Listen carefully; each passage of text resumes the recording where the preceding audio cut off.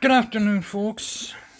And today we're going to talk about the new top 25 and who their opponent is, and what might be, and some differential opponents here that are what I think is different about them and everything else. So, here's how this whole thing will go. Well, I would say Ohio State retains the number one spot despite having a bye. They'll take on Penn State at home. That will be interesting. Indiana, who's number two after their resounding victory over UCLA, 56-6, will travel to Maryland. So that'll be an interesting game. Texas A&M, who demolished LSU 49-25, will have a bye. And so will Alabama, who's at number 4, after their, I don't know even what to call this, a close, but yet disappointing win, 29-22. And then Georgia, who had a bye, will host Florida at number 5. Now, Oregon will get a bye. They'll take, after their big time, also disappointing win over Wisconsin, 21-7. I was impressed by Wisconsin's defense in that game. But they'll remain the 6th spot. Now, Ole Miss, who end up beating number 13 Oklahoma 34-26. That game got interesting there for a while. It was 26-25 Oklahoma, but they came back. Ole Miss came back and ended up pulling it out at the very end. Now, they'll take on South Carolina, and they'll host South Carolina, so who knows if anything will be on their side or not. And then Georgia Tech, who demolished Syracuse 41-16, will host North Carolina State. Will travel to North Carolina State, excuse me. And then you have Vanderbilt, who's 7-1, who pummeled Missouri 17-10, will travel to Texas. Now, considering that game was interesting, and who knows if, according to what we saw in overtime between Texas and after Texas and Mississippi State went into overtime, Arch Manning went down for concussion protocol. Now, as a concussion protocol, we don't know if he'll return or not. So we'll talk about the spread of every team. I'll come back to you with the spread of each team between each opponent that is playing tomorrow probably, and what I think will happen. Now, they'll travel to Texas. Vanderbilt travels to Texas. So that's going to be a tough one. Then you got two number 10s, BYU, who demolished Iowa State 41-27. They'll have a bye.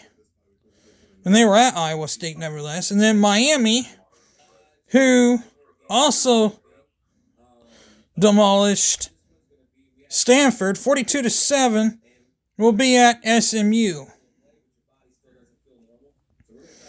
So that's kind of a trend here to see where this now they'll be at SMU when the next game. Now Notre Dame at number 12, who had a bye, will travel to Boston College. Now I look for this to be a walk in the park for Notre Dame because Boston College does not have a winning record at all. So this here should be a interesting game. How that works out there, I don't know.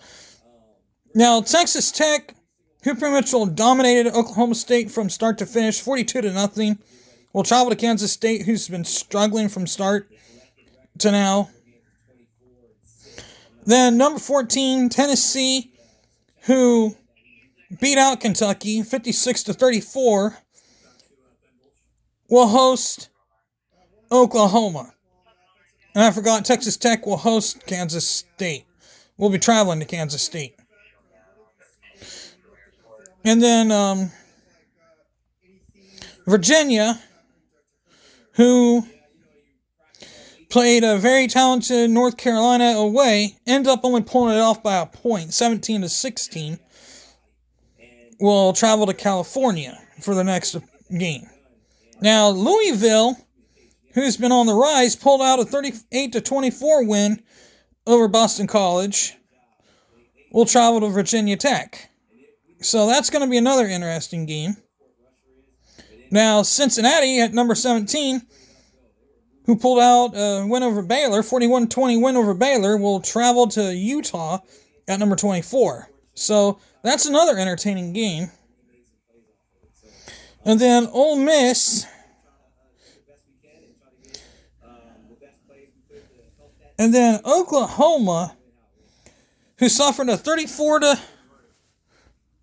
34-26 defeat at number 18, will now travel to, who suffered then number 8, Ole Miss, will now travel to number 14, Tennessee.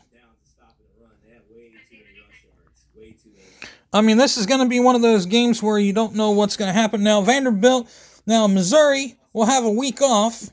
At number 19, will have a week off to figure things out. Texas, on the other hand, after their 45-38 overtime win over Mississippi State, they'll host Vanderbilt, so you know they've got a chip on their shoulder. And they came from behind to force overtime. Now, Michigan, who beat out Michigan State 31-20 in regulation, will host Purdue. Now, Houston, ranked for the first time in I can't remember how long, beat out Arizona State 24-16, will host West Virginia. And USC at 23rd will travel to Nebraska to take on Nebraska, while Utah, coming off a 53-7 trouncing of Colorado, will host Cincinnati. And then Memphis, who just got done upsetting South Florida, previous number 18 South Florida, 34-31, will travel to Rice. Now my upheave right now that I'm having a upheave about, after Iowa's 41-3 win, they don't even move up much at all. But Washington, on the other hand, beat a ranked Illinois team, who was previously number 23, and don't even go into the rankings. This is literally beyond ridiculous. And Alabama, who barely beats a weak South Carolina team, takes on, and they literally Alabama was literally played terrible that game. I mean, they were trailing 15-14 going at the end of the third quarter, going into the fourth quarter, and they literally had to come in and score a touchdown and a 2-point conversion just to make sure nothing would happen. I mean, this literally just showing you how overrated Alabama is. Now, I'm not saying the entire SEC is overrated, but there's some SEC teams up in the top 10, up in the top 12 that really don't deserve to be there. Alabama being one of them because of how they played. Texas A&M, Texas A&M's pretty good. Georgia, I'll give them the benefit of the doubt. Vanderbilt, I'm not saying they're weak at all, but I don't know. There's so much stuff here. I sometimes wonder about the AP poll. There's just so much fraud here that I really don't agree with. Half of these teams really don't even deserve to be up there. But if I'm wrong about this, Ohio State and Indiana, they look literally legit. Now, don't get me wrong. There's a 50-50 chance Ohio State will repeat as national champs. I give a 20%. Now, if Indiana comes out swinging like I was at a 15% with Indiana to try to, before they played UCLA the way they did. Now, after they did the thumping of UCLA, I've actually pushed them up a little more higher than what they were. I put them up 10% more at 25%. All these other teams are just not playing up to par. If any of these other teams are actually going to play, I mean, Indiana, unless Indiana plays absolutely like garbage against, if you're to put Alabama, Georgia, Texas A&M all up against Indiana, I like to see them all play Indiana right now. Literally. I like to see them all play Indiana. And see how they all play. But then Washington, who beat out Illinois, 42-25 should be ranked. They should be ranked 25th, or they should be taking USC's place. I mean, literally. That's literally how I feel. Iowa should be in Washington's place, which is 3 spots away from being ranked. Navy is just on the outside of the rankings looking in. That's literally what I'm looking at right here. So with that being said, hit the like button, hit the bell for notifications.